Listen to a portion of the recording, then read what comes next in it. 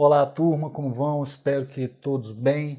Esse vídeo é para tratar de um tema que nós vamos denominar matéria de comércio. Mas do que exatamente se trata, né? Até porque é um assunto que aparentemente anda em desuso. Se você procurar nos livros antigos da matéria direito comercial, você vai encontrar esse assunto em praticamente todos os manuais. E hoje em dia não é bem assim. Ah, Cláudio, então por que nós vamos perder o nosso tempo tratando de um assunto prescrito, um assunto que não é ou que talvez não seja tão relevante nos dias de hoje? Primeiro porque o assunto, ao ser tratado, nos dá a oportunidade de entender uma série de outras coisas.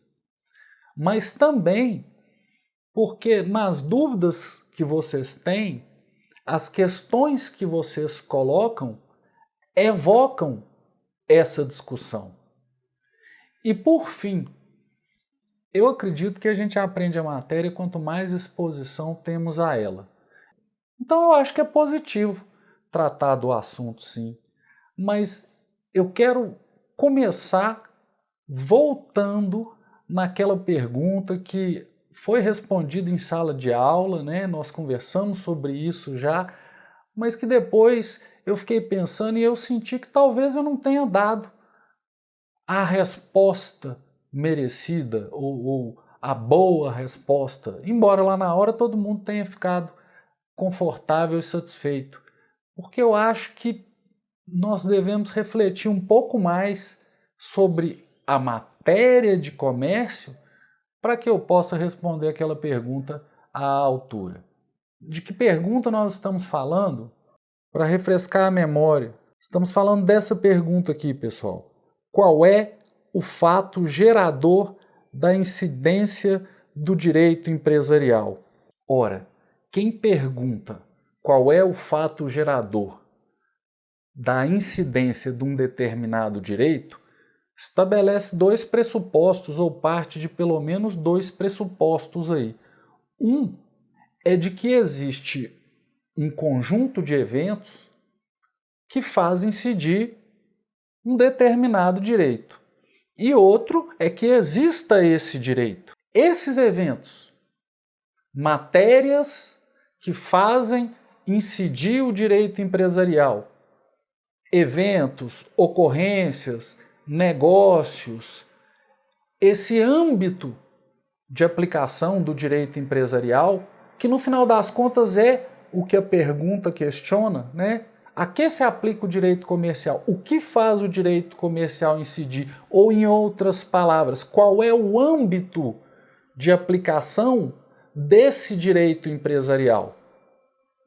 Isso é o que nós chamamos de matéria de comércio.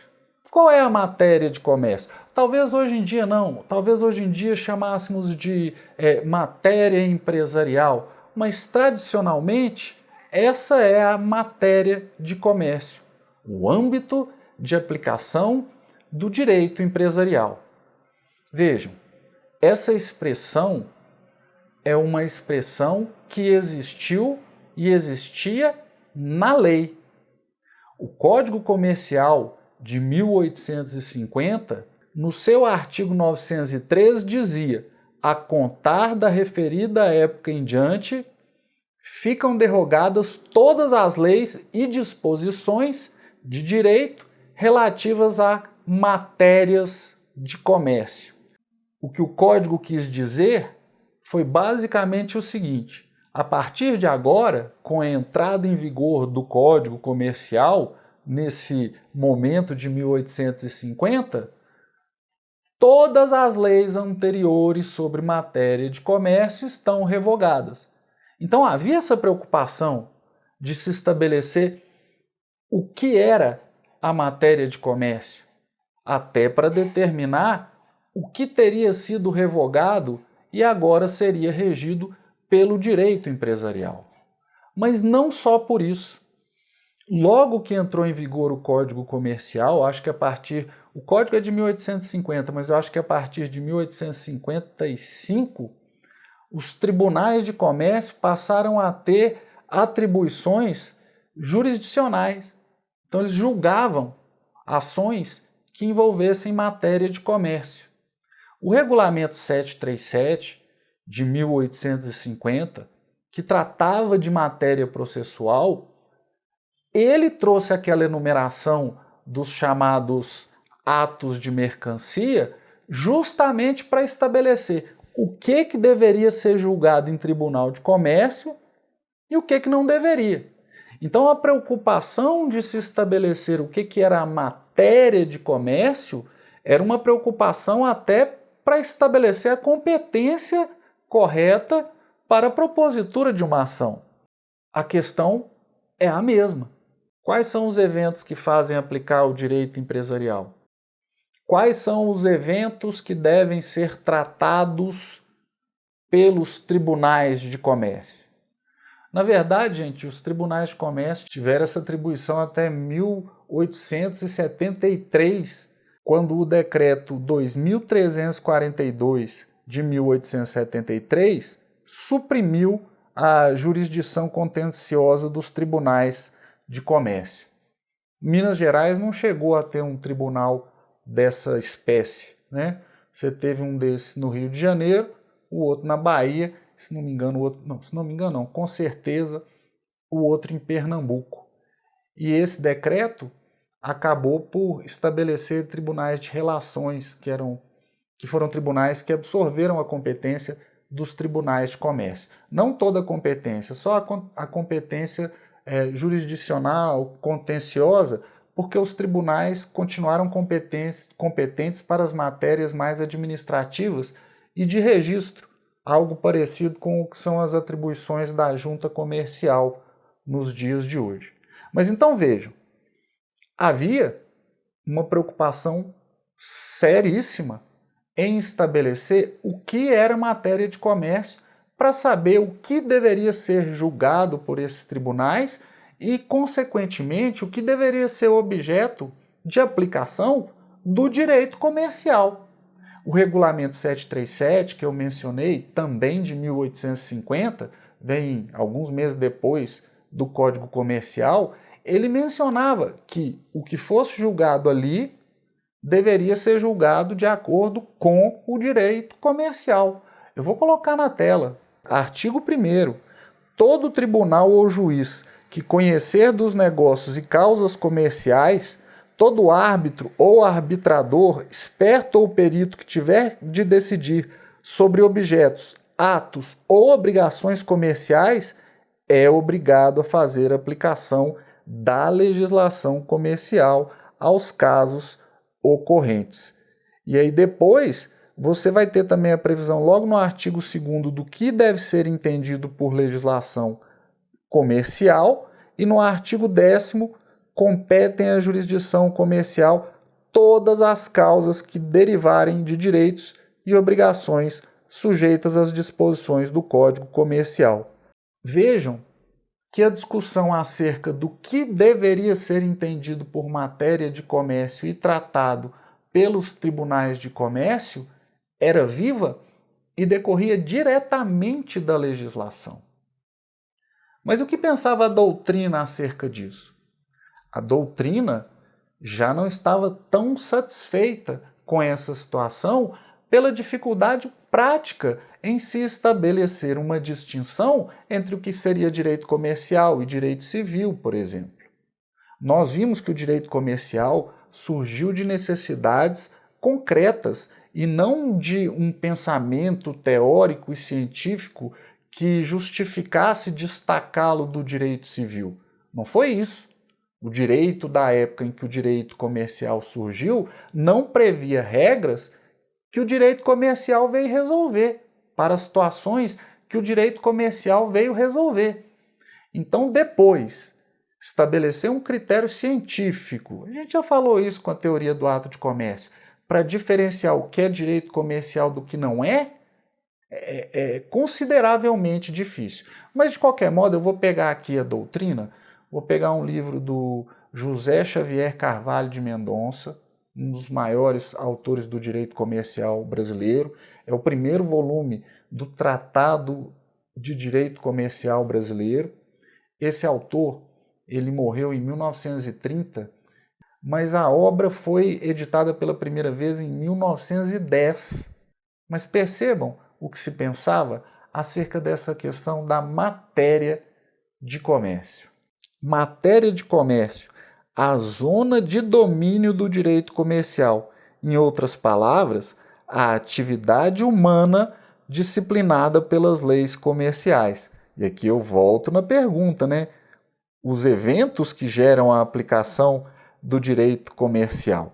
Aí ele começa a falar aqui sobre o que seria, né, essa matéria. O núcleo fundamental é o ato de comércio, mas eu queria passar um pouco adiante, porque aí ele chega num tópico em que ele fala: qual, porém, o critério para traçar a linha divisória entre a matéria comercial e a matéria civil? Eis o árduo problema inicial no estudo do direito comercial. São sempre dificílimas as questões que surgem quando se trata de fixar a aplicação do direito, não somente na sua estrutura geral, como relativamente aos institutos de cada um de seus ramos. Vejam só, logo adiante, ele vai falar sobre a posição da doutrina brasileira em relação a esse assunto. E aí, ao mencionar a opinião geral, lá no último parágrafo ele diz assim, essa é a tendência doutrinária mais acentuada, é a de unificação do direito privado, que ele está mencionando aqui, aceita pelo primeiro Congresso Jurídico Brasileiro, 1908. Vejam, então ele diz que a posição da doutrina já era a de unificar o direito privado, ou pelo menos o direito obrigacional, e evitar essa busca de uma distinção do que fosse matéria de direito comercial. E ele menciona que essa já era a posição adotada pelos juristas no primeiro Congresso Jurídico Brasileiro de 1908. Isso aí é sensacional, é interessantíssimo, porque, quer dizer, eu não sei, né? Aí vai depender. Se você não acha o que eu vou dizer agora interessante, a nossa opinião sobre o que seja interessante é muito diferente.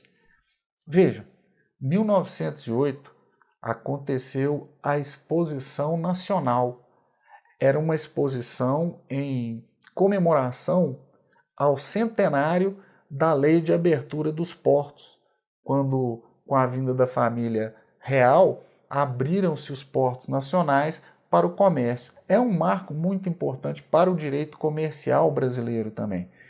Então, nessa grande exposição, um dos eventos foi o Congresso Jurídico Brasileiro. Na verdade, os primeiros congressos jurídicos nacionais brasileiros aconteceram junto com essas exposições. E é interessante que essas exposições, pelo menos essa de 1908, ela aconteceu naquele período em que o Rio de Janeiro se renovava, se afrancesava. E vejam, essa exposição tinha um objetivo lógico, de valorizar o Rio de Janeiro, e foi um sucesso mundial.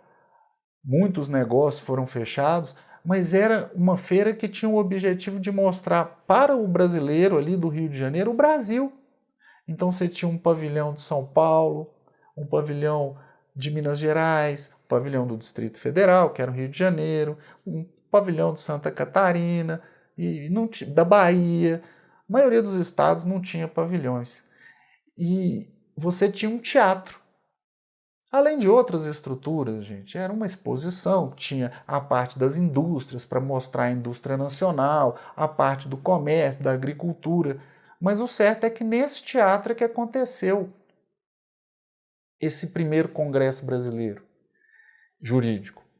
E vejam, esse pessoal dessa época, vejam essas imagens, de antes da Primeira Guerra Mundial, logo depois do começo da República, nós estamos falando de Primeira República, esse pessoal já se posicionava dizendo, olha, essa discussão sobre matéria de comércio tem que ser superada. É lógico que não vai ser totalmente superada. A própria Constituição Federal diz que compete à União legislar sobre direito comercial. Então você tem que ter um critério, obviamente, para estabelecer que direito seja esse, que conteúdo é esse sobre o qual a União legisla. Mas a preocupação muito grande com o que é o direito empresarial, os limites e o que faz aplicar-se ou ser aplicável o direito empresarial, ela é uma preocupação que o sistema atual jurídico, as fontes, já não justificam tanto. Eu não estou desqualificando a pergunta porque olha a oportunidade que ela nos deu.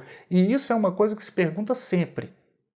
Mas o que eu estou querendo dizer é que hoje, vejam gente, 1908 você tinha um Código Comercial, a consolidação das leis civis e não tinha um Código Civil.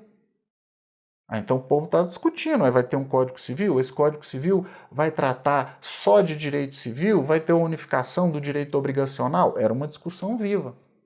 Depois vem o Código Civil de 16, entra em vigor em 17, e em 2002 esse código muda. Só que em 2002 ele traz para si o direito empresarial. Então já não é nem possível mais, na prática, nos casos concretos, distinguir o que é direito civil do que é o direito empresarial. É óbvio, tem alguns institutos que são muito tradicionais e acaba que esses institutos já são de uma área do direito por terem surgido ali, evoluído ali. Mas na prática, nem sempre. Eu vou dar um exemplo. Nós estamos discutindo esse tema aqui, ainda não vimos direito societário, mas vejam, no direito societário você tem uma sociedade chamada sociedade simples. Ela não é uma sociedade empresária. Mas todas as sociedades empresárias contratuais usam as regras da sociedade simples de modo subsidiário. Como separar o direito societário civil do direito societário empresarial? Sim, nós temos alguns critérios. Até já brincamos em outros vídeos com a chamada Operação Cerca-Leitão. Mas hoje, a questão de se saber o que é a matéria de comércio tem que ser tomada com certa leveza, porque a legislação que estabelecia fronteiras muito claras, ela já não existe mais. E ela deixou de existir justamente por um clamor da doutrina e da prática para que deixassem de existir, porque causavam mais dificuldades e perplexidades do que serviam a um bem comum. Então é isso, pessoal. Um pouquinho de reflexão sobre esse assunto, matéria de comércio, ou talvez hoje matéria empresarial. Agradeço muito a quem me acompanhou até aqui. Um abraço a todos e até a próxima.